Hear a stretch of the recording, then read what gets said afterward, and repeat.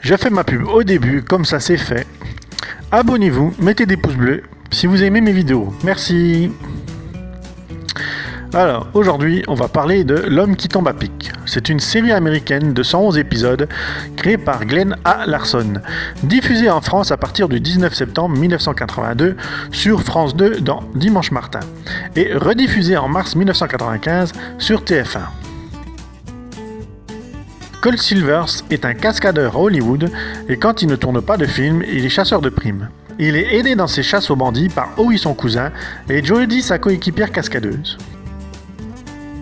Colt Silvers, joué par Lee Major, est un cascadeur expérimenté d'Hollywood. Et la vie à Los Angeles étant chère, il fait le chasseur de primes pour améliorer ses fins de mois. C'est son ami Terry qui lui donne ses missions. Howie Musson, joué par Douglas Barr, est le cousin de Colt. Après avoir fait plein de petits boulots, il vient faire le cascadeur avec Colt et l'aide dans ses traques aux fugitifs. Jodie Banks, jouée par Hester Thomas, est aussi cascadeuse, avec Colt. C'est la femme forte et sexy de la bande, qui aide pour les chasses aux primes et n'hésite pas de jouer de ses charmes. Donc, la voiture de Colt Silvers est une GMC Sierra Grande de l'année 1982 avec un moteur V8, dont ils ont modifié les suspensions et le moteur, et ajouté un poids à l'arrière pour que la voiture reste stable dans les sauts, mais qui l'empêchait de prendre des virages correctement quand elle roulait trop vite. Ils ont aussi utilisé plusieurs modèles de différentes années de la même marque, et aussi des anciens modèles pour faire les cascades. Les cascades du générique viennent de plusieurs films, comme Les Aventuriers du Poséidon, Skyrider ou encore Cannonball. En gros, que des films de la 20th Century Fox. Pour la sortie DVD, la 20th Century Fox a supprimé des passages de la série dans certains épisodes, à cause des droits d'auteur sur les chansons utilisées. Et en plus de ça, ils n'ont édité que la saison 1.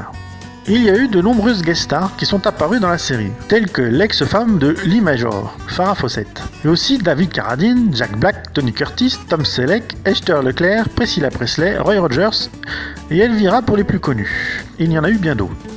La cabane de Colt Silvers existe vraiment, elle est située sur les collines d'Hollywood. Elle appartenait à David Somerville, un des auteurs de la chanson du générique. Et la baignoire qui se trouve à l'extérieur de la maison n'est pas une invention de la série. Elle était bel et bien là, dans le jardin, quand ils ont commencé le tournage de la série.